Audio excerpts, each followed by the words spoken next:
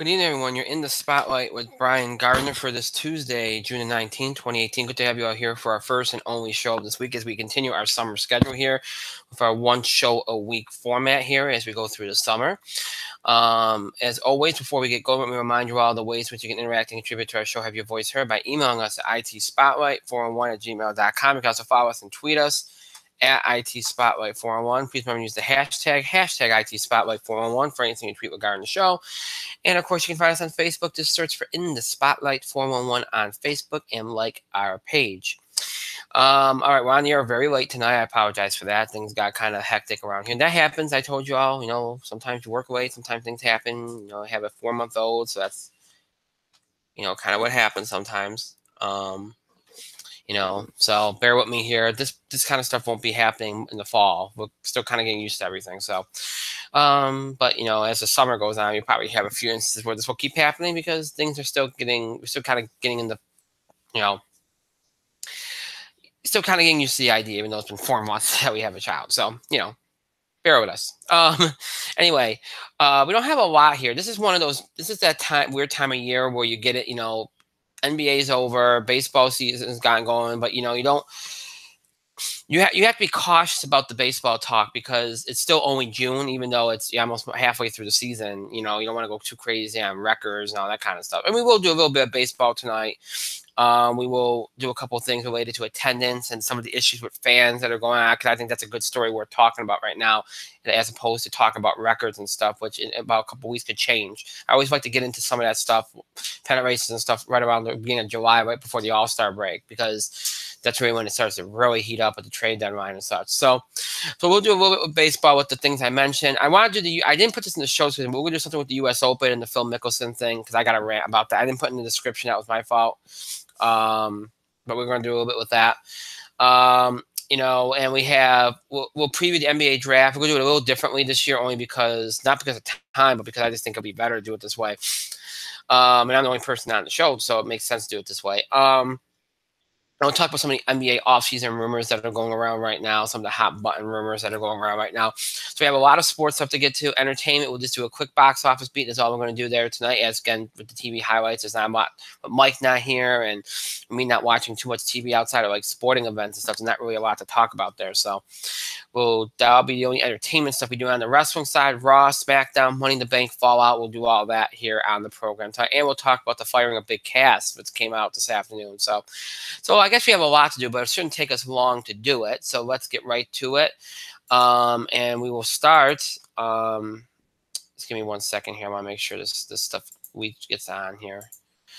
And we'll start like we've been starting with the entertainment with the box office. I like to start with that because we can go through it quick and then we can kind of move on. So we'll start with that like we've done the last couple of weeks here. Now, look, we all knew The Incredibles was going to have a great weekend. Start with that.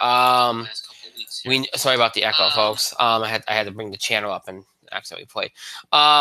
Okay, so we all knew The Incredibles was going to do well, but nobody would have suspected it'd have a record-breaking weekend the way it did. And it goes to show you. It goes to show you that.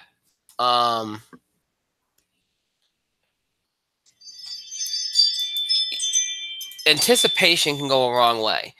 You look at Star Wars. You look, Force Awakens and how big it did after being gone for so long. You look at Jurassic World and how big it did after being gone for so long. The Incredibles was was something that people have been waiting for. They've been waiting for a sequel for it. It's something that people have been following for over a decade. And, to have it finally happen and end up being a bigger event than probably many of us would have anticipated. Because I don't think any of us anticipated this is what was going to happen. I really don't. Like, I didn't expect it to do what it did this weekend, over 180. I didn't expect that. I really, truly didn't. I really, truly didn't. It's incredible that it did what it did. It really is. and it ends up making up for the failure that Solo was for Disney. It really does. It evens things out for Disney because this movie is going to actually do a huge amount better than they would have expected it to. That's going to even out things because animated movies, the majority of animated movies, even Disney, they have a modest opening weekend, and then they kind of that's it. They do what they do for a couple of weeks, and then that's it. And most of their money they make on DVD and Blu-ray and in merchandising. It's not like they make a lot of money off that initial run. Unless it's a really special kind of movie like a Toy Story 3 or something. I mean, they don't make a huge amount of money. Well, this one's gonna make a huge amount of money. Beat Finding Dory for opening weekend number, and it's on its way. It's gonna do great. It's a great story for Disney. Who I know nobody's gonna feel bad for Disney, but Disney was on kind of down after what happened with Solo. So now they have a quite the success story here with The Incredibles. So a huge weekend because of Incredibles really overperforming and doing much better than expected. That's obviously the big story. Ocean's 8 dropped 54%, 18.9 million. Still not bad for a second weekend. Still not doing too badly here. So nice little hold there as a drop from first to second. 117.8 million, so it's well over its budget already there. Well, not well over, but over its budget, so it should do okay there. If you want an exact number, not exact number on The Incredibles 2, it was 182.6 million for the weekend, which is fantastic. And right now it's up to 259.4 million worldwide, which is great so far. Good start. So we talked about the top two. Tag was another new release, the comedy Tag. It came in with 14.9 million, which isn't bad. It's already up to 18.2 million at $28 million budget. So not too bad. I mean, it might make a modest profit, which for an R-rated comedy is not too bad. Could have been better, could have been worse, And then you got next up in line 2 holdovers. Solo, a Star Wars story, dropped from second to fourth with a little over 10 million, a 36% drop off there. And Deadpool 2 dropped from third to fifth at 8.6 million, a 38.6% drop off as that film continues to do very good business. Solo continues to struggle. Deadpool was up to 690.7 million. So again, it'll probably just make a little bit more than the first one, which is again better than making less. Another new release came in 6th. It was Superfly, 6.8 million. It's already made 9.8 million domestic. This is much better than I would have thought. So good for them. I didn't think it'd do what it did, especially with the lack of a known cast. So it's done very good for itself. So kudos to them. Hereditary dropped from 4th to 7th with 6.8 million, almost a 50% drop off there, which for a horror movie is pretty average. And then rounding out the movies over 5 million was Avengers Infinity War, which dropped from 5th to 8th with 5.4 million. The movie was now over $2 billion. It's now up to $2 billion 21 million 100,000. So terrific number there, obviously. Outside of the movies over 5 million, because everything else fit is under 5 million. A lot was made of Gotti this weekend. Only made 1.7 million. Gotti, the John Travolta crime drama, made a lot of waves because I think did it get a 0% on Rotten Tomatoes? I mean, it didn't do horrible. I mean, that number's not bad. We've seen movies do worse, but it got a 0% on Rotten Tomatoes, right? Yeah, 0%. 0% on Rotten Tomatoes. That's what made so that was kind of an interesting story this weekend. But if you look at the numbers, okay, the box office numbers, all in all, this ends up being a great weekend at the box office just because of Incredibles alone. And then the holdovers all kind of doing their thing. So very good weekend at the box office for 8 movies over 5 million here as it continues to build here in June with more offerings than just comic book movies and, Disney properties. Now, this is the box office has some good momentum here as it heads into a weekend which should feature a huge opening. A month ago, I would not have thought that Jurassic World Fallen Kingdom could do huge numbers that could rival what Jurassic World did a couple years ago. But now I think that it could, only because of what it's been doing overseas. It came out 2 weeks ago overseas, and it's doing huge absolutely huge business overseas. And Jurassic World Fallen Kingdom, as we move to focusing on this coming weekend, is the only big release this weekend, and of course that means it's the biggest release this weekend. It's opening in 4,400 theaters from Universal. This time directed by J.A. Bayana. Chris Pratt and Bryce Dallas Howard are back, as is Jeff Goldblum from the original trilogy. James Cromwell and Toby Jones also star in the film. It's already made $372.1 million overseas, which is amazing. It's at $170 million, but it's already at $372.1 million. So it could flop domestically and still be just fine. It's not going to flop domestically. I would expect it to at least match what Incredibles did this weekend. If Incredibles can pull 182, I know this is not, the first movie after a long time, like the first Jurassic World was, and much like Incredibles 2 is. But you figure you look at Last Jedi for Star Wars. Force Awakens did what it did. Last Jedi didn't make as much, didn't have this quite the impact, but it opening weekend wise, it did pretty well. And I look at Last Jedi and what it did and compare it to what Fallen Kingdom is probably going to be very similar. So could it hit 200 million? It could. I don't think it will. I think 180 to 200 million seems about reasonable for this movie, which would be a great number. And if you take that on account and take into account Incredibles, I mean, it would make for a very good June for the box office, just those two movies alone. And of course, what May brought with Avengers and Deadpool. So that'd be two good months in a row. Two huge months in a row. So Jurassic World Fallen Kingdom will be the #1 movie this weekend. Again, 180, 200 million is my guess for the weekend here. Incredibles 2 will hang tight in second, especially with kids being out of school now. It will drop significantly. I'm going to go from around 55 to 60 million. I don't think it'll do much better than that. It could do a little worse than that. It's just going to fall. I mean, it's an animated movie. It's going to fall. I don't see a Frozen hold here. So then you're going to have Ocean's 8 probably around maybe 10, 11 million. Tag around 9. Solo around 7 or 8. Deadpool 2 around 6.5 or so. Superfly should drop below 5 million. Hereditary should drop below 5 million. And then you might have Avengers hang out right around 5 million, maybe a little under. Based on the way it's been holding. So that's how I see this weekend's box office going. So it should be another big weekend here with Jurassic World. And then next weekend, things get a little bit interesting. It's kind of like, we talked about 4th of July weekend and how Memorial Day weekend was there only one big movie. This year, there's two big movies. 4th of July weekend kind of is like, there's no movies being released on 4th of July or the day before. They stayed away from it. There's been some bad luck in the last couple of years with that. So 4th of July, in a lot of ways, the releases are spread out with the weekend before and the weekend after. The weekend before, you have two movies in Sicario, Day of the Soldado, and Uncle Drew. None of which are going to really do huge numbers.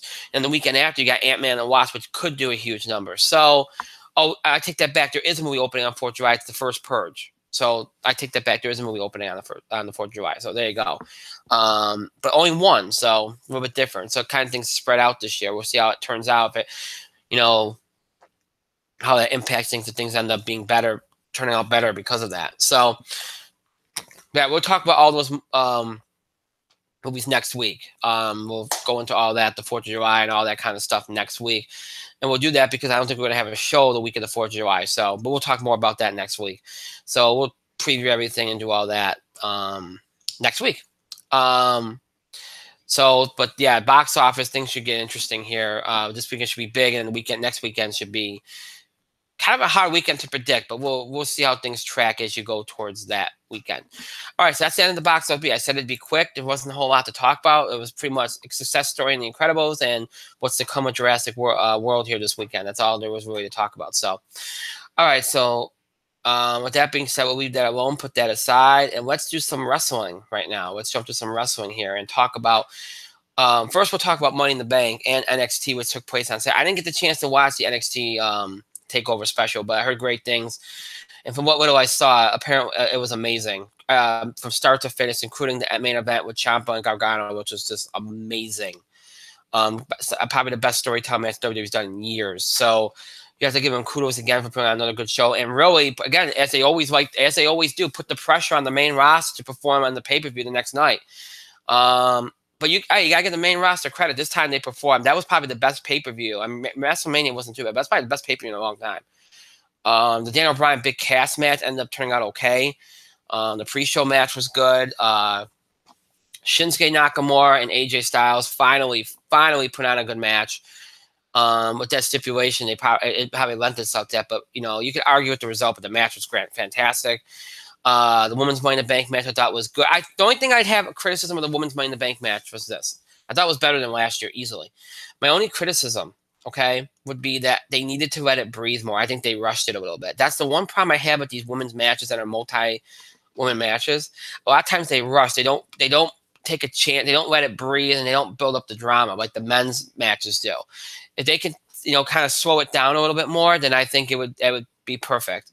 Nia Jax, Ronda Rousey was so much better than we could have expected. Ronda was great. Nia was great. The Alexa Bliss cash-in was so well done, one of the better cash-ins, and that built a beautiful story to go forward here over the next couple months.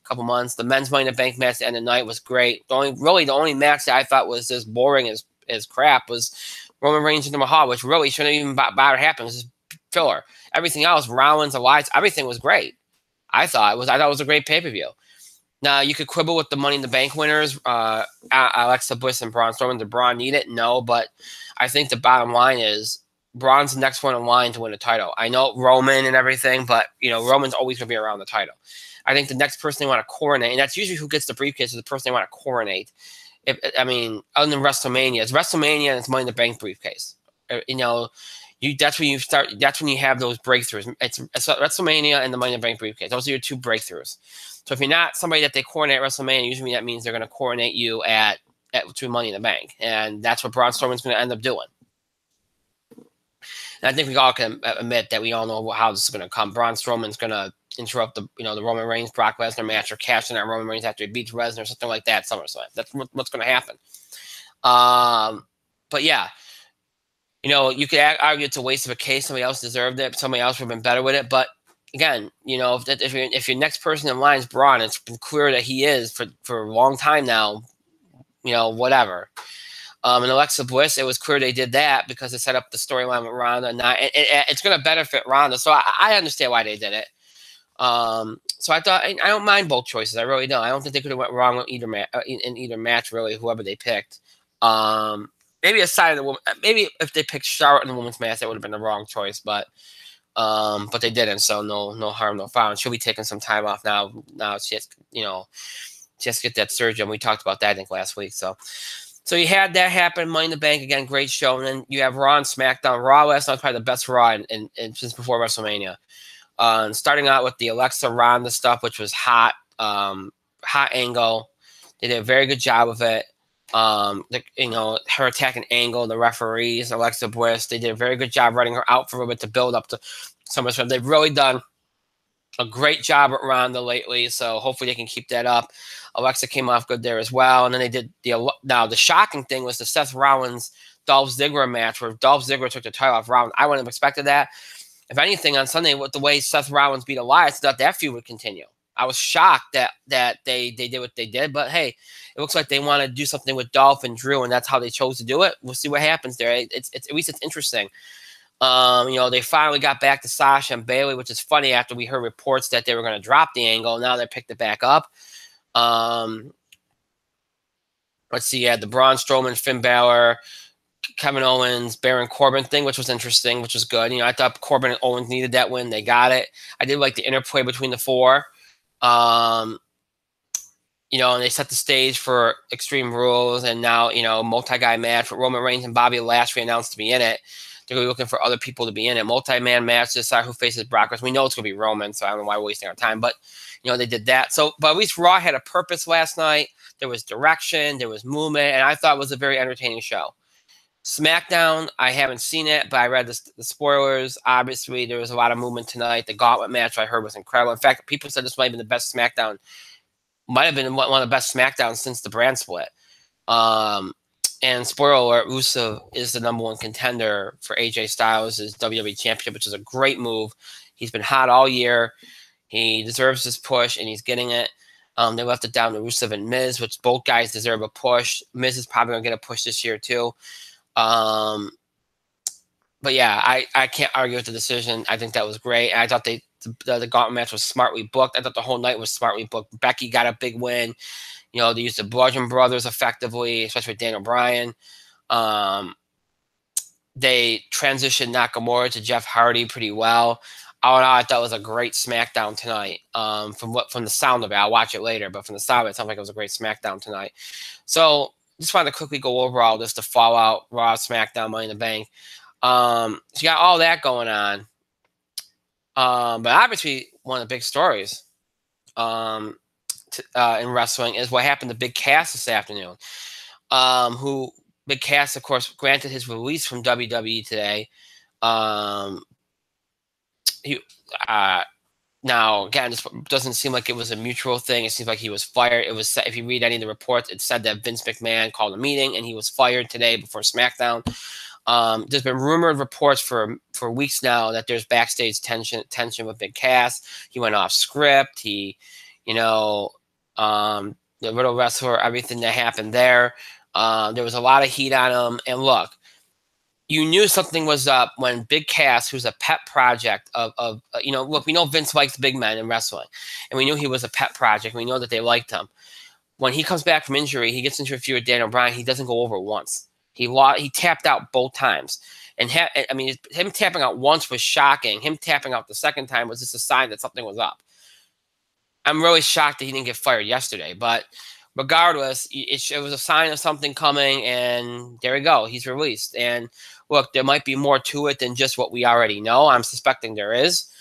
For them to get rid of somebody like that has still had potential and could sell, and people knew who he was. What do you like? I mean, look, they might not have reacted to him quite the same way without Enzo, but there was something still to be had there. But yeah, quite the shock to have him just outright release like that. You figured, everybody that you read today talking about it said that they figured there's going to be punishment, but they didn't think he'd be released. So it was kind of a shock. Again, there has to be more there. There has to be more there. And they'll probably leak out in the coming days. But yeah, Big Cass no longer with WWE, and it's hard to imagine both Enzo and Cass gone, and Carmella is still there as the women's champion. By the way, that was probably one of the things that I didn't like from the Money in the Bank, even though I knew it was coming with James Ellsworth. I didn't like what they did. I would have rather seen Carmella just cheat to win on her own. I don't really think he had to go back to Ellsworth there. I get the whole Asuka mind games thing and that, but I don't think they had to pin Asuka there, and I think they could have just done something else with Carmella to keep the title. But I digress. Anyway, so Big Cass gone. That was a big story today, and you know what? It is what it is. It's funny. I think we all talked about when they broke up him and Enzo that there was a chance that if he don't get over real quick, he might not last long. Well, there you go. He didn't last long. He was injured. He came back, and 2 months later, it's done. But I imagine that he'll get picked up on the indie scene, or maybe Impact will pick him up. So we'll see what happens. So that was big news today, obviously, the release of Big Cass. Oh, one more thing from SmackDown. I forgot to mention. I'm sorry to keep jumping around, but they debuted Sanity tonight, which was awesome. For those who are wondering where Sanity's been and where Offensive Pain have been, apparently they were brought up with the purpose of being involved in a Money in the Bank tag team match. But when they canceled that, because that was supposed to happen, I think I even mentioned that on the show. But when that didn't happen, they didn't have any other plans for them. So that's why you haven't seen them. And that's why you only seen Sanity tonight. So that's what happened with that. So that's pretty cool. It's Sanity debuted tonight. So about Nikki Cross though. So which I think is a bad move, but whatever. All right, so that's all the wrestling stuff. I again, people might think I kind of rushed through that. I didn't. There wasn't much else to say. I just wanted to kind of go through things, kind of go over the fallout and then talk about the Big Cass thing. So, but yeah, that's the wrestling. So really quickly move through that because we have a lot of sports stuff to get to. So I want to get to that. So that's what we're going to do right now. We're jumping from wrestling to sports. First, the U.S. Open thing. I want to talk about that.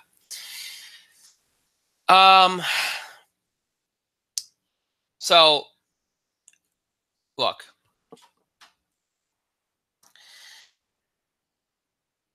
I like golf. I actually want to get into playing golf. I've always liked golf. Okay. Now, I'm one of those people that even though I like golf and I respect people that play golf, respect the game, the history, the whole thing. Okay. Even though okay, that's me. All right. Taking all that into account. Okay. I still don't consider golf a sport. I just don't. It's got sporting elements to it, but I just don't consider it a sport. All right. The same way I don't consider NASCAR a sport. I just don't. Um, so with that being said, um, with that being said, I watched this weekend's U.S. Open,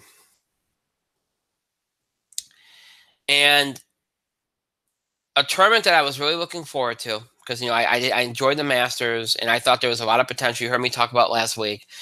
I thought Tiger would do well. I know the court. I know they were saying the course was going to be tough and all, but they say this kind of stuff. That kind of stuff gets said sometimes, and I figured Rory would do well. Dustin Johnson, I figured would do well, and he did for a while.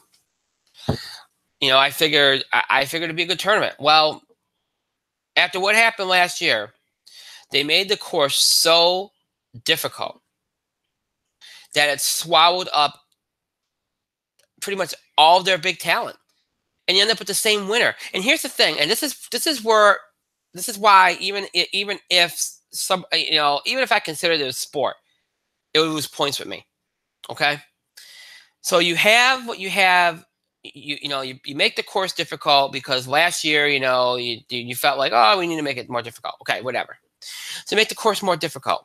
All right, and you lose a lot of big name players that don't make the cut after Friday. Tiger Woods, Roy, a lot of your big players missed the cut on Friday. And you play Saturday out. And then you listen to players on Saturday talk about how difficult the course is. Okay? You listen to players talk about how difficult the course is. And then what do Saturday night? You change the course. You make it easier for Sunday. The last day of your tournament, you make it easier. So you completely derail for those that are already used to the course and have worked their tails off on that difficult course to get a lead. You make it easier for the rest of the field to catch up to them, and then you throw them off because now the course is completely different. How is that fair? How is that honoring the integrity of the game? How is it? When 3 days into a 4-day tournament, you decide to completely upset the apple cart and completely change the course and make it easier. How is that fair to those that have worked that whole tournament to get in the position they're in? And how is that fair to those that got cut, that played the first 2 days and got swallowed up by the course and then didn't make the cut and were sent home? They're going to sit there on Sunday and watch you change the course. They're going to wonder why I didn't change it for them. If that's the course you had for 3 days, then leave it alone for the last goddamn day of the tournament. Why? Why would you do that? The golf PGA, which is so prim and proper and so stuck up its own rear end, and again, this is coming from a golf fan, that they stick up their nose and act all pompous about anything that could potentially market the game to the youth. They always are worried about tradition and prestige and making sure everything's on the up and all this other crap. And then they go and do something like that. That flies in the face of every single freaking thing that comes out of their mouth. And in the same tournament, they throw one of their best players under the, or I shouldn't say they because they supported him, but the people that cover the sport, fans of the sport, in the same tournament that this happened, where the course was changed on the last day of the tournament because some players whined. Keep in mind, players whined the entire week. In the same tournament that they did that, Phil Mickelson, who was one of the most beloved golfers of all time, it's one of the few reasons people still watch your events. Okay, Phil Mickelson You know, putts, goes to make a putt, ball's going off the green. Okay, he goes and stops it. He knows he's going to take a +2, no matter what happens. You know, so all right, I'm going to take the +2 anyway. Stops the ball and decides to hit it around.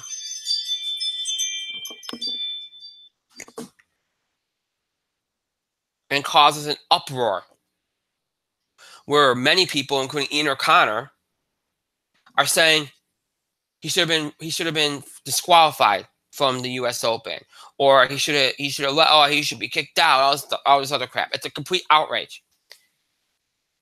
Here's the thing. He followed the rule. He even called the PGA president and asked if there was a problem, if they wanted him to withdraw. He volunteered to withdraw, and they said, no, you're fine. It was within the rules. And who the frick cares? He wasn't going to win anything. He was out of it. You're acting like the guy punted a child on the green. What is wrong? What? I mean, this is 2018. And him doing something like that, and you think that he's spitting on tradition and he's spitting on the game? And then I hear this, well, we're afraid. We were afraid that, we don't want kids to see that because then kids will start to, believe me, you'll be happy if kids were doing anything that had to do with golf. Because when kids aren't watching golf, they're not paying attention. Not anymore, they ain't. So why are you worried about that?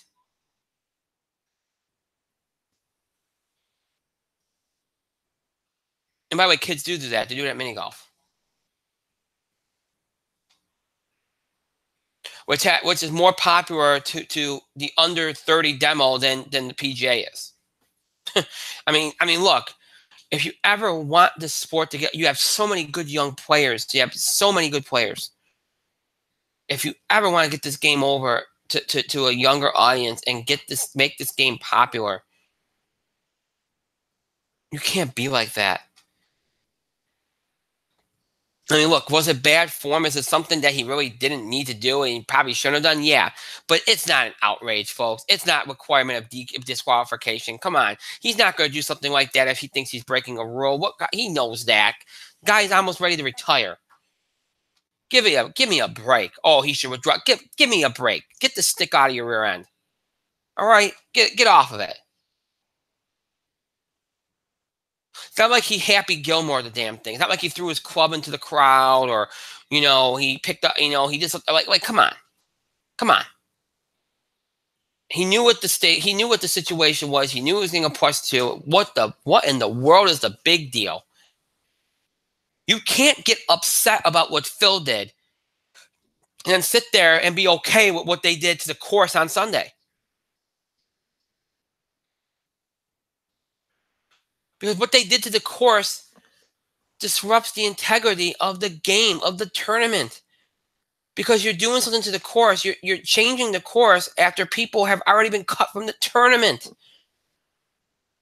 After people have already gotten off to leads. You're changing the whole entire course of the tournament. That's not fair. You did what you did. The course was what it was. Carry it through to the end of the tournament. That's the only fair thing to do.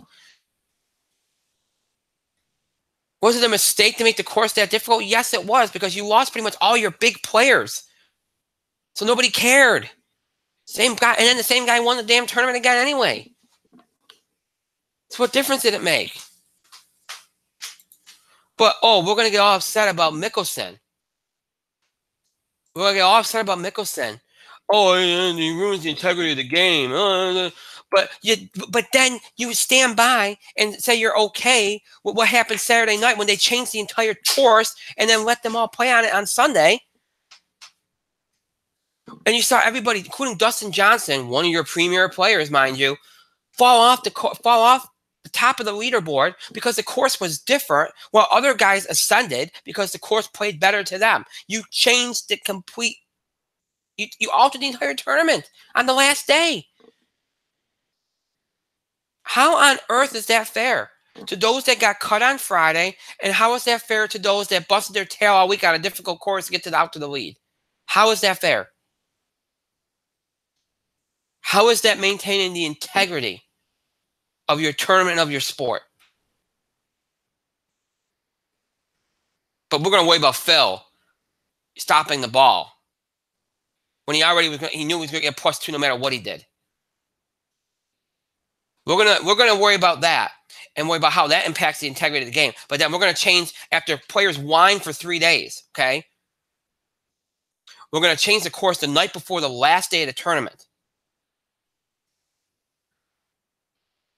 You can't be any dumber. For a bunch of prima donnas that hang out at country clubs and just sit around and talk nonsense, talk pompously about their so-called sport. Like, we're above everything else. Well, you're not above everything else. What you did was total and utter trash. That's the course through the tournament. You don't change the course, because then you wonder what would have been. It comes with an asterisk. That's what you just did. That whole tournament ends up coming with an asterisk now because of what you did.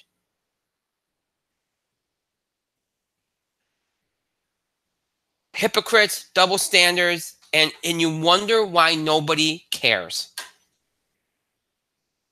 You wonder why nobody cares.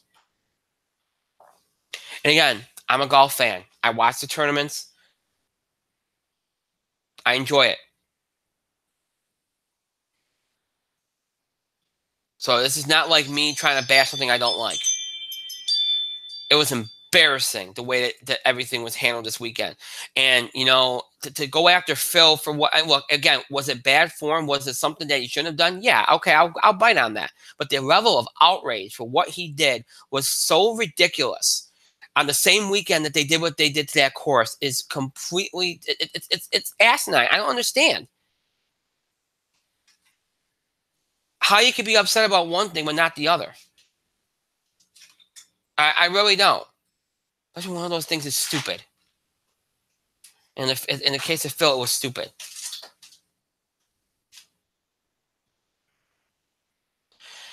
So, you know what? Biggest loser here is the PGA Tour, because, a lot of their main players got knocked out. They came out of this with egg on their face. They tried to push away one of their bigger stars in Phil Mickelson. And, they pretty much, ruined the integrity of that tournament and caused some questions at their own game.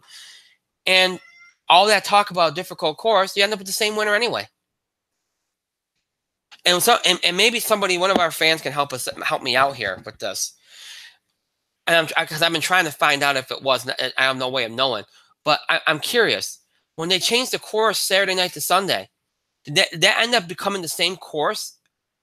Well, it can't be the same course as last year because they were on a different course. So forget that. That's why nobody's answering me. So forget that, because they don't have it at the same place every year.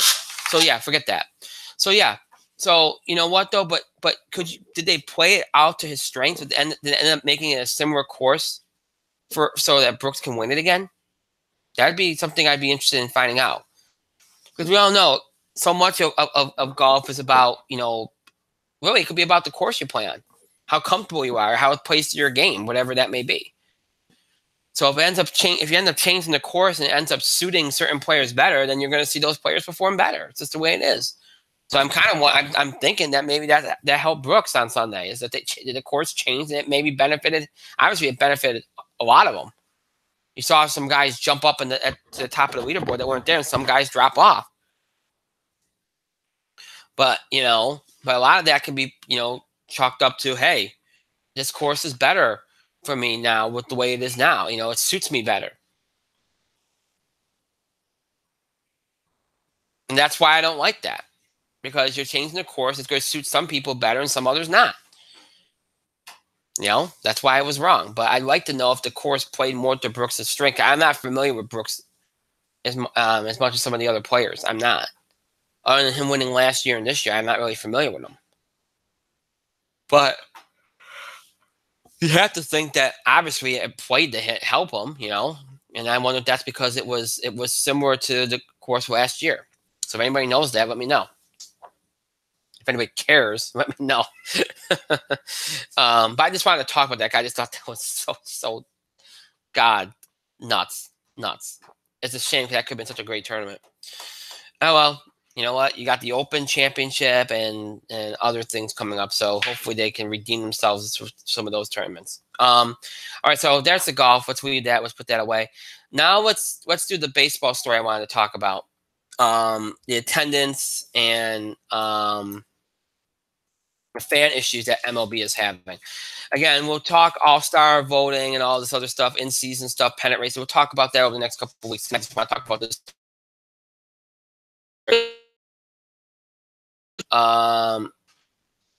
It's a good story we're talking about right now, and I think it kind of sets the stage for where we're going to go the rest of the season here and beyond, and really some of the more pressing issues that are facing the game going forward here. So that's why I want to talk about it.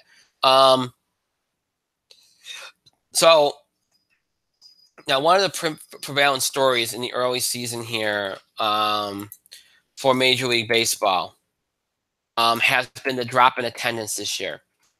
It's down 6.5%. Some teams are still doing well, like the big market teams like Yankees, Red Sox, Mets, or whatever. Because most of those teams are teams that are just doing, are doing well and have good fan bases anyway. But a lot of teams are down, including some winning teams like the Indians are down.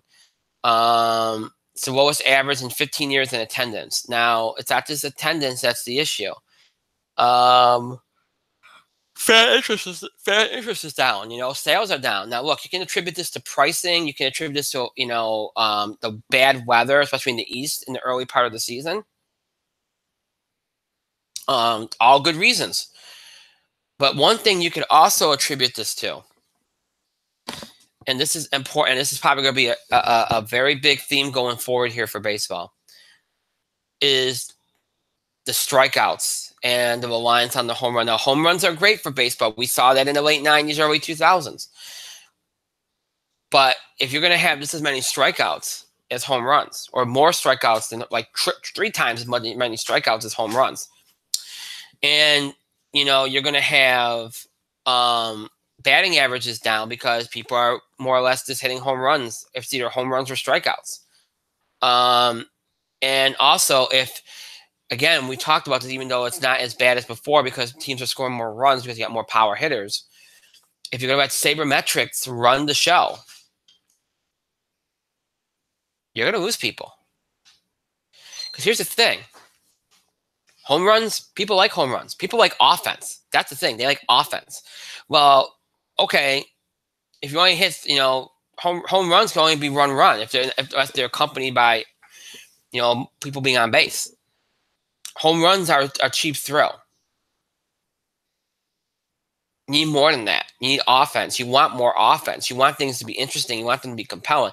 There's nothing compelling about just either being a home run or everything either being a home run or a strikeout. There's nothing compelling about constant pitching changes because teams are just having short leases with pitchers. And look what Tampa's doing with the relievers starting games, which I think is terrible. I'm not even one of those purists that's like, oh, don't do that. It has to be a start. No, I'm open to anything. But to me, that's just stupid. For a lot of reasons, which I won't get into right now. But here's the thing.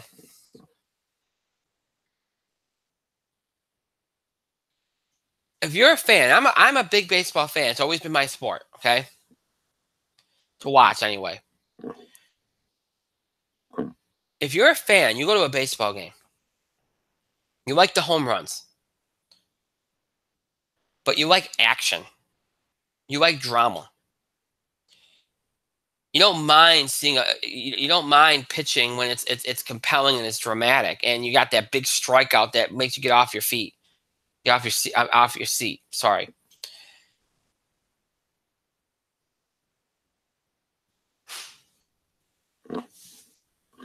You don't mind that. You just want it to be interesting. You want the game to be interesting. You want the big pitching. You want the big hitting. You want the home runs, but you want them to be big home runs.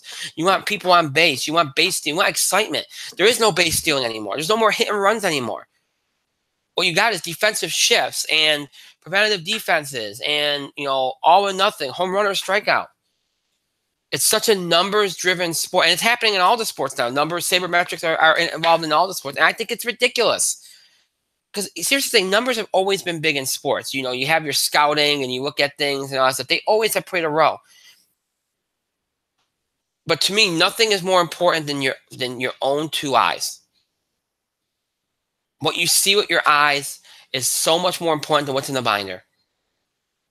It tells you the story. You can tell a good player just by looking at him. 9 times out of 10. You can make a decision by body language, by the way the player looks, by the way he's performing. It's not always, the human element's important. It's not always about just, matching things up with what's in your binder. It's just not the way it is. And it's not good. It's not entertaining because it leads you to make too much, so many moves that it takes you out of the game because you're constantly just waiting around for the next pitcher to come in or the next hitter or the next defensive shift and all this other stuff. And it's just right. I mean, you don't want to make it sound like it's coming off as whine because I see people all the time.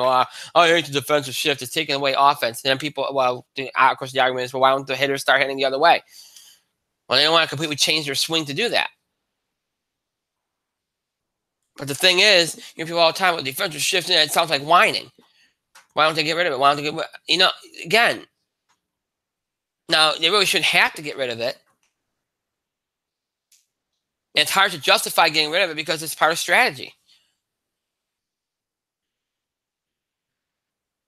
So I don't advocate getting rid of anything, but I think that all that stems from what the numbers say. Because why do they decide to shift the defense? Well, because what the numbers say. Why do they decide to pitch certain guys the way they do? Start relievers instead of starters? Well, it depends what the numbers say in the binder.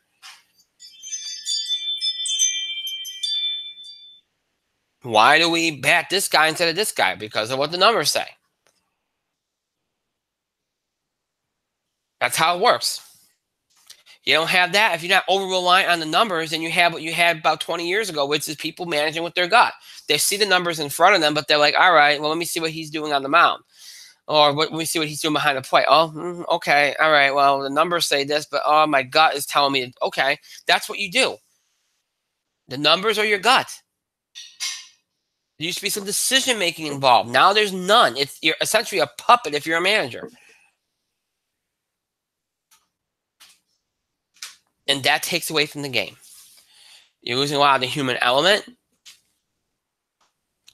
And that takes a lot of the compelling drama out of the game.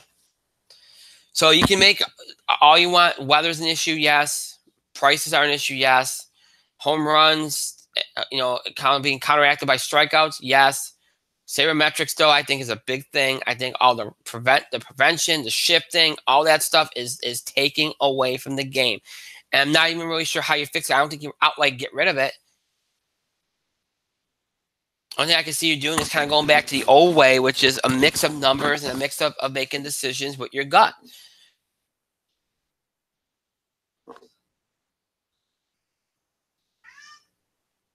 And I think if you do that, if you see a return to that, then that will help the game immensely, and you won't be seeing as much of the shifting and all that stuff. And that will help the game. You can't ban anything. You can't ban that kind of stuff because it's part of strategy. But you could see it rapidly decrease, and I think it would if you see more of that kind of personality in the game, where it's like, hey, yeah, I got these numbers. You still want to have the numbers in front of you. I'm not saying get rid of numbers entirely. You look at those numbers, you look at the player, and you make a decision. What does your gut tell you versus what do the numbers tell you? If they both agree, then you know what the decision is. If they don't, then you think about it. Maybe consult with your coaching and say, hey, you know what, guys, should we go with the numbers here, or should we go with what my gut's telling me? Most times you might go with your gut, but the numbers could be a determining factor in that situation too. So, to me, let's go back to the way it was. And I'm not one of these people like, I'm back in my day. I want to go back to the way it was. No, I'm not saying that. It doesn't have to always be like that. But in this case, I think it should be. I think that would improve the game immensely. and get more people back to the parks and get more people watching and that kind of thing. But baseball's definitely got a problem. And if you look at it, the NFL's got a problem with viewership and people too. And now the MLB, again, numbers and, the way things are evolving, prices and that, there's a lot of reasons for why these things happen. A lot of reasons.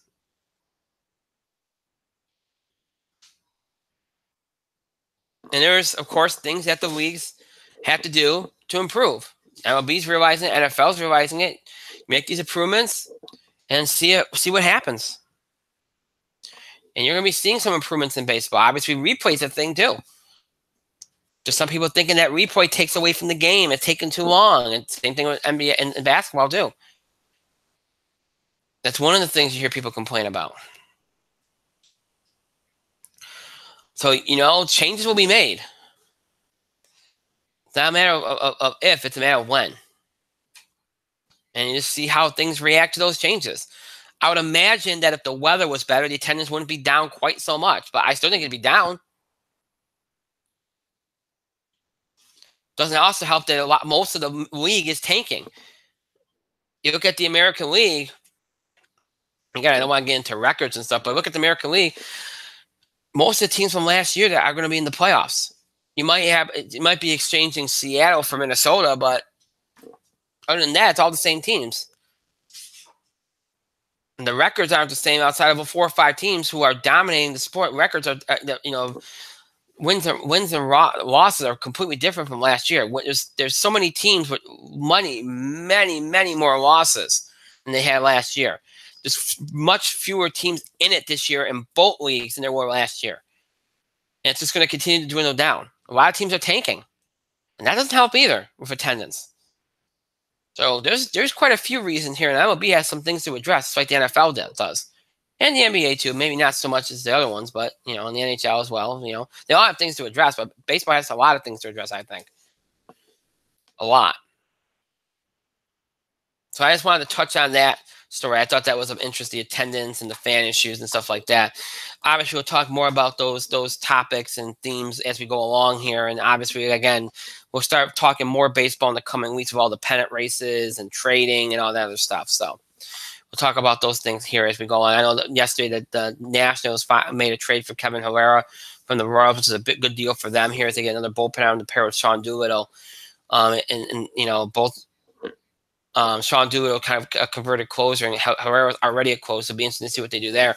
But really, that's the first significant trade this season, of the trade season. So we'll see if some dominoes start to fall here. It's not abnormal to see trades start right now. It's not abnormal. We saw that the last couple of years, some trades happened in late June. In fact, we've been seeing more trades in late June or July than we have during the trade deadline. So be on the lookout for those. But yeah, the Nationals getting a good piece yesterday. And finally getting the ball rolling on the trade season. Speaking of trades here, as we move out of MLB to NBA, there's already buzz in the air for NBA offseason. And, it's not a surprise here obviously this is an important offseason for guys like Durant and Paul and LeBron out there this year. Everybody's waiting to see where these guys are going to go. So it's obviously a huge offseason. Already there's talk of LeBron getting, maybe a sign-in trade to the Lakers, or, will we go to free agency? Then you have a choice. Is Philly still an option? What about Houston? There's a lot of things out there still going on. There's even talk about, what will Boston do if Kyrie Irving bolts, because there's been rumors about Kyrie Irving bolting. And of course, things are heating up now because the draft is Thursday. We'll talk about the draft in a few moments. And a lot of teams like to make moves right before the draft or during the draft so they can get picks. And, if they're rebuilding, they can replenish. If they're not, maybe they can use a pick that they might have gotten for a trade as trade bait. There's a lot that's why it's such a, this next 48 to 72 hours is going to be huge in the NBA. It always is. Some years you see a lot of action on draft night. Some years you don't. Lately you haven't. It's been action before and action after it. We've been seeing, much like with the MLB trade deadline, we've been seeing more stuff happen after the fact, late in the game.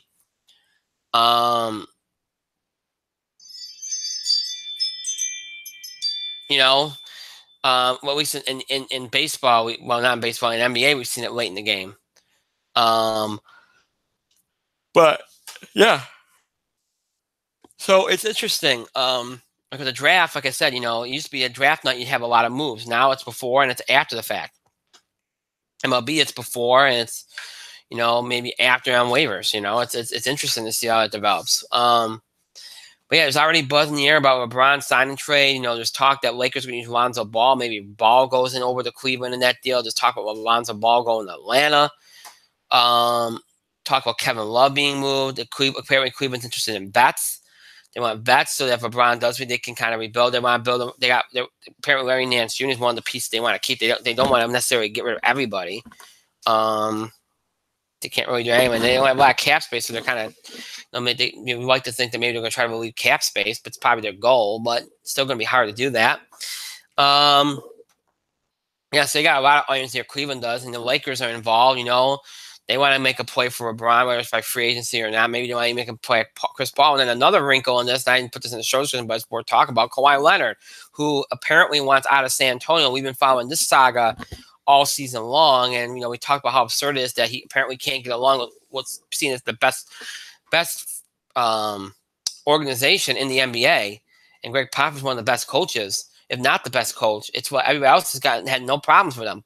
People come from other teams, play there, never had a problem. And Kawhi Leonard has a problem, which to me raises a lot of red flags about Kawhi Leonard. I like Kawhi Leonard, but it raises some red flags. If you get along with the San Antonio Spurs, and good God.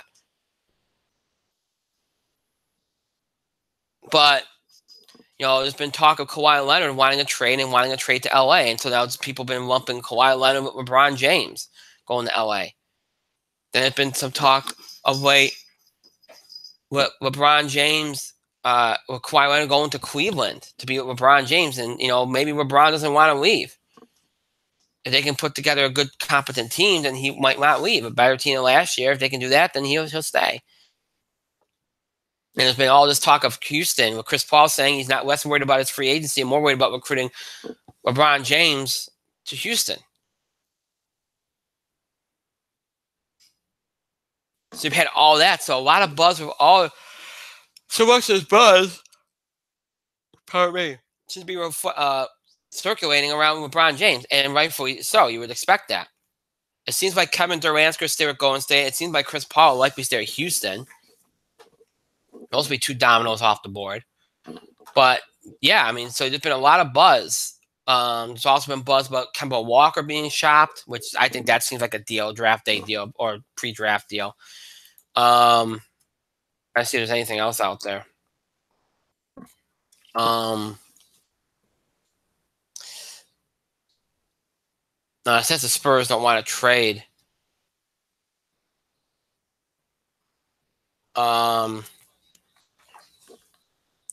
Apparently the Spurs prefer to not trade Kawhi. Well, they're going to probably have to. See, that's the thing, too. Greg Popovich will be very picky about what he gets for him.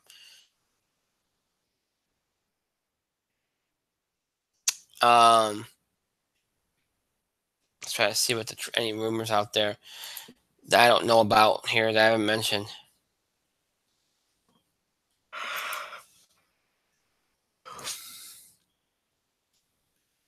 It says the Spurs don't really want to trade Kawhi Leonard in the West, so now one thing I think would be interesting. Now I don't know if they would do this. And this is something I heard, a theory. This ain't a rumor. I've heard this as a theory. If Boston's really worried about Kyrie Irving leaving, and he's got one more year left on his deal, could you see them trading Kyrie Irving to the Spurs to get Kawhi Leonard? Now, look, would the Spurs want Kyrie Irving? Because Kyrie Irving's not going to sign anybody. He's going to go out in the free agent market. Would they want to do that for 1 year? I'd doubt it, but it makes you wonder.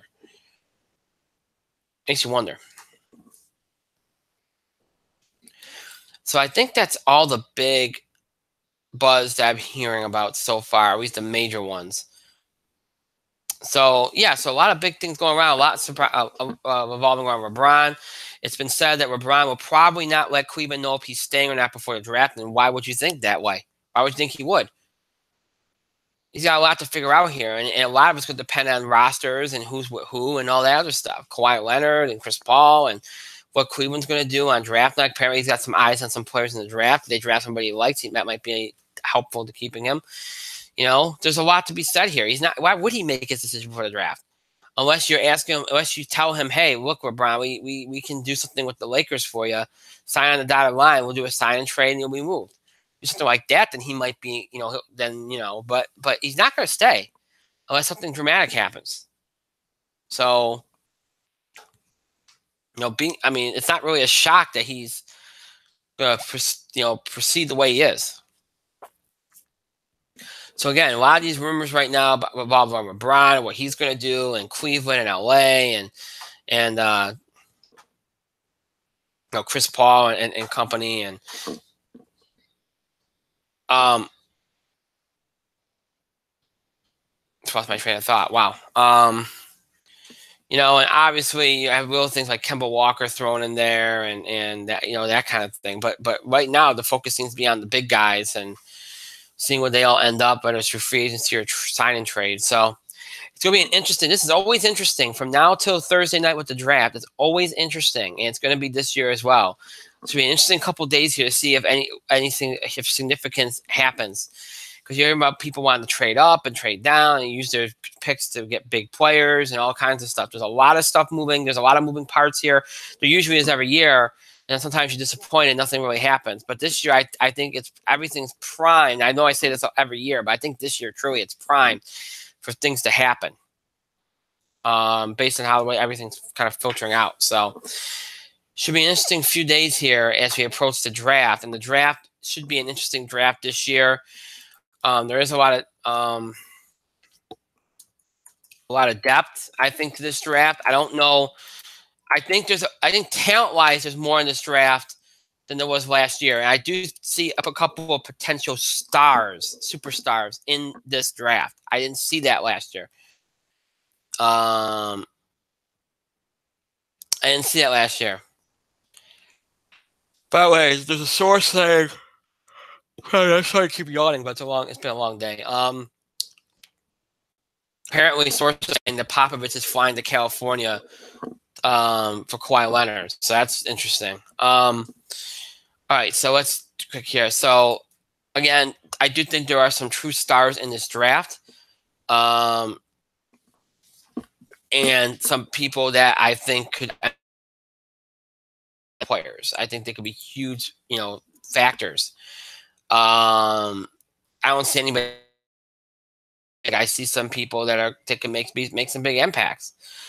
I also have some huge risks in it too, but that's that's kind of par for the course. But yeah. So it was very likely DeAndre Ayton's going to go number 1. I would firmly expect that. Marvin Bagley's probably going to go 2. So, I'm not going to get into because I'm sure anybody that really follows the NBA and that has looked at mock drafts knows who's in the draft and all that stuff. So, usually when you do this draft preview, we go into some detail. We go over what teams need what they can do. We go over each play. We do a very detailed thing. I'm not going to do that, not because of time and not because I'm lazy, because I think, first of all, I'm the only person here. When I do that, I usually have Mike with me here and we can debate and go back and forth. I can't do that this year. So with that in mind, I'm doing I think it makes sense to do a little differently. I think I want to just do a general overview instead of, because I think we can go into more specifics after the fact. We can go into detail and kind of grade each team, how they did and all that kind of stuff. So here we go. So, when you look at this draft, again, Ayton's going to go first. I think that's pretty clear. Many people think that Luka Doncic from Slovenia would probably be the second best player on the board, but I don't expect him to go to third. I think Marvin Bagley's going to go second. But you look at the top players in this draft, starting with DeAndre Ayton, who is great, Luka Doncic from Slovenia, Mohamed Bamba of Texas, Jaren Jackson Jr. from Michigan State, Marvin Bagley III from Duke, Michael Porter Jr. from Missouri, Wendell Carter Jr. from Duke. You got Trae Young up there, Kevin Knox, Shai Gilgeous-Alexander, who's a guy that a lot of people are trying to trade up for. Colin Sexton, it's another guy a lot of people are trying to trade up for. Including Cleveland wants Colin Sexton. I think if he's available, they'll take him. Yeah, you got Mikal Bridges, you got Miles Bridges, you got Troy Brown, you got Kevin Huerter, Aaron Holiday. A lot of talent. I think the first round, if you look at any of these top Look at any of the top 25 players that are on the board. They're very talented, and this is very deep. This is very deep. Very deep. And it's gonna be interesting. A couple of things to see. Like guys like Grayson Allen, who's predicted to go maybe late first round. Jaron Brunson. It's gonna be interesting to see what guys like that end up. Because they got a late first round, early second round kind of picks. So when I look at the players you have in this draft and what teams need, and first of all, it's gonna be nice that the Sixers don't really need a whole lot because they're on they've kind of gone back into winning games again. But you look around the league, there's teams like I would say there's teams that like the Nets, the Grizzlies, even the Lakers who could use more talent, despite the fact that probably do some big things this year in the offseason. Even Dallas, there's some teams that need a lot of things. They can, and but they're not so far down they can't, still make an impact. They can get a couple of good players in this draft, and all of a sudden they could be competitors again. That's those teams, don't need a whole lot. And then there's teams that are in total rebuilds that might need a whole lot, like Brooklyn, for instance, or not even Brooklyn. Brooklyn's not that bad.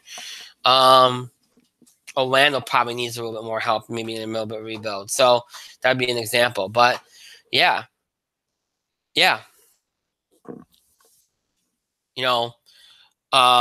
I think the teams that really need to have a good draft are a team like a Memphis. I think Orlando needs to have a good draft. I think the Nets need to have a good draft. I think the Knicks need to have a good draft, but they always do. I think the Bulls need to have a good draft. Those teams, I think, need good drafts just to kind of get their fan bases motivated. As far as who I think are the best potential players on the board, who I think could potentially be superstars, Aiden's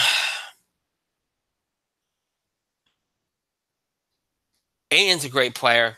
I think he's going to be a star. You give him a year or two like Anthony Davis, he's going to be great. Mohamed Bamba, I think, is going to be serviceable. So, I take a flyer on him because I think he's going to help a lot of teams a lot, especially defensively. Marvin Bagley's going to be good. I don't know if he'll be great. Trae Young, I think, will be okay. Not great. I don't think he'll translate well into the NBA. Colin Sexton, I think, could be a star. He's a scorer. I like Colin Sexton. I think he could truly be a star. I like Mikal Bridges a lot. I like Miles Bridges a lot. I think both those guys can be at least decent players in the NBA. Zara Smith, I think, could be good.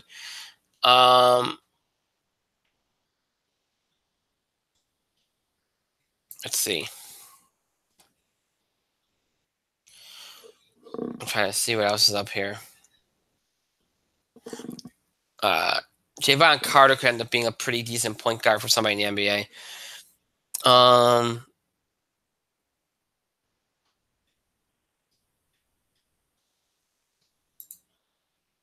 Let's see what else. Trying to look through this list here and see.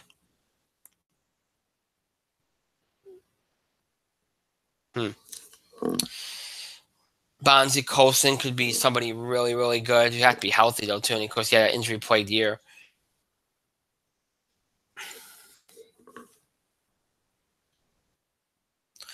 I don't think Deng Adele from Louisville will translate very well either.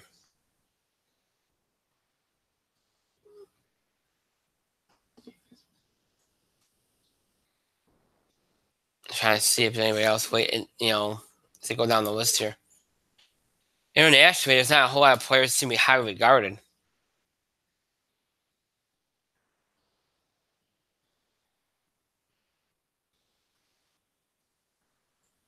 see here. Just trying to see if there's anybody I miss. Yeah, no. All right, so I mentioned a couple people I think could be outright stars. Who I think could be a steal. Okay, when you think steal, you think of somebody that's late first round, early second round, and beyond.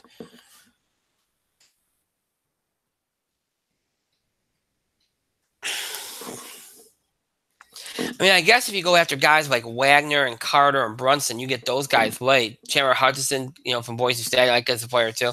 You get those guys late. I think those will be steals. But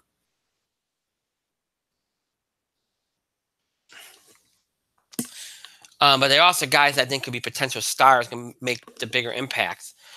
Devon,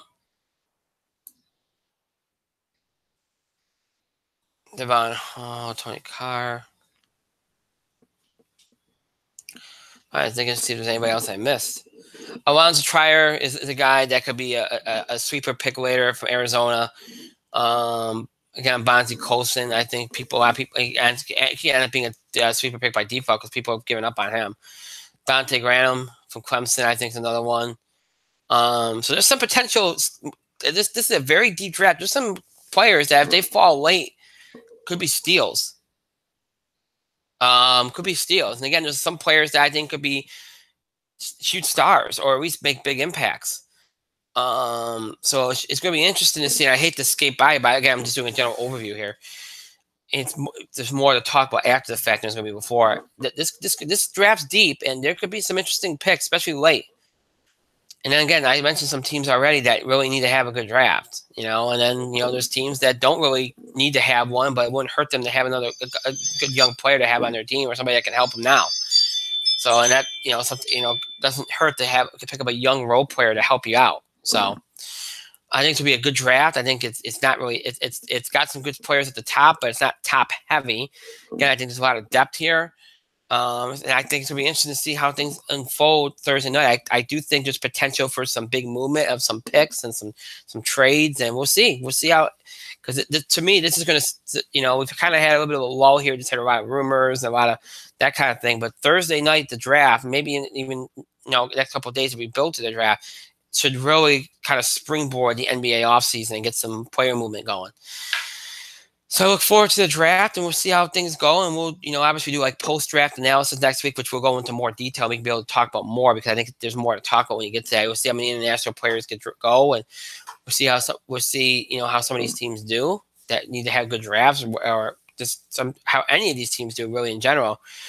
And then, of course, see if there's any picks that are made late that are really like steals, and we'll see if there's anybody that picks a guy. We'll see what picks end up not being so good, maybe too many of the same position, or, picks of a player that really are not, are considered overrated, or that kind of thing. We'll talk about all that in the aftermath of the draft next week when we do our post-draft analysis. I don't want to go into it too much here because it kind of takes away from kind of previewing it and kind of going, kind of giving you all an overview and, it's kind of setting the stage for it to happen on Thursday. So the draft, again, this coming Thursday, so it should be very, very interesting, and we'll obviously talk about it next week.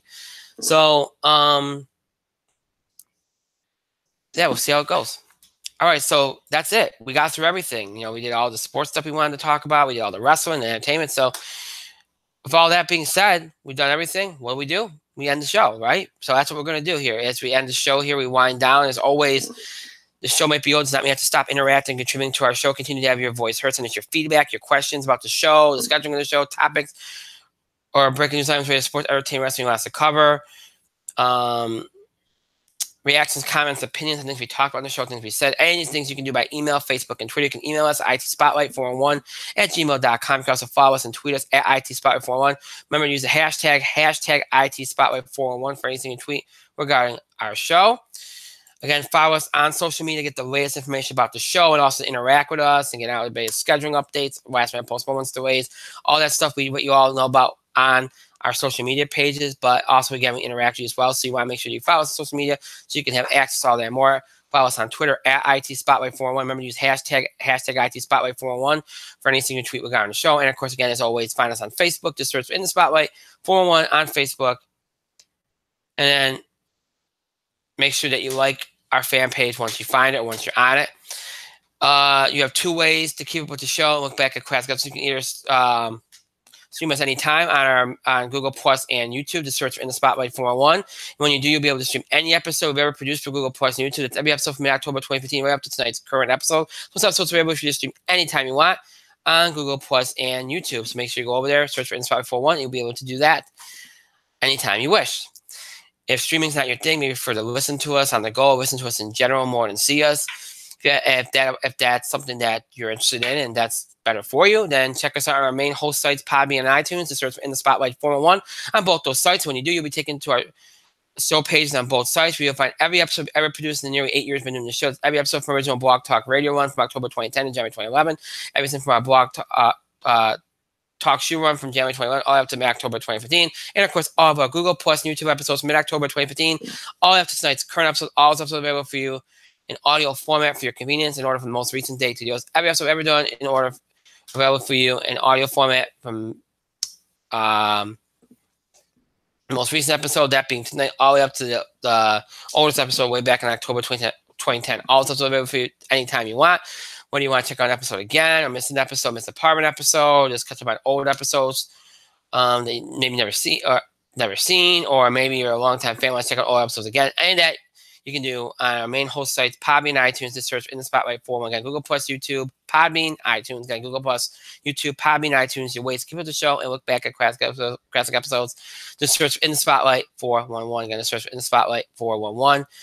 Mike not here again tonight, but we would give him a shout out. We look forward, maybe we'll have him back next week. Hopefully we will. If not, we should continue to wish him well with his new job. I want to thank myself and our great show panel back, and thank all of you for your continued support and contributions to the show. Thank you so much for watching. So those that will be watching and listening to this later, thank you to you as well. Thank you for staying up late with us. Thank you for bearing with me. I know I rambled a little bit and I kind of went quickly, but it was getting late. I didn't want to go too much. And I really did everything. I didn't really cut anything or rush through anything. I did what I wanted to do tonight. So, what we had to do tonight. So, and I did kind of start yawning a lot at the end, get a little tired. So I apologize for that. Bear with me on that. Again, sorry for the late start. So, but with that being said, thank you again to all of you. That is it for this week. Again, as we continue our summer schedule, one show a week, most of the time on Tuesdays here, as otherwise said. But that is it for this week. Our next show will be 1 week from tonight, June the 26th at 9 o'clock p.m. Eastern Time here on YouTube Live. That'll be our first show of the summer. The summer officially starts on Thursday, even though really technically it's been already kind of going. Really, once you get to Memorial Day, it's really in full force. But yeah, that is our next show. Obviously, Box Office Beat. We'll do we'll do NBA draft analysis, post-draft analysis, any big NBA news, trade rumors, any of that stuff we'll talk about. Any big trades, we'll talk about it. Baseball, wrestling, all that next week on the show. So make sure you tune in for that 1 week from tonight. Until then, have a great rest of your night, a great weekend, a great rest of your week, and a great weekend, a great start to week next week. We'll see you back here 1 week from tonight on Tuesday, June the 26th at 9 o'clock Eastern Time. Until then, have a good night, everybody.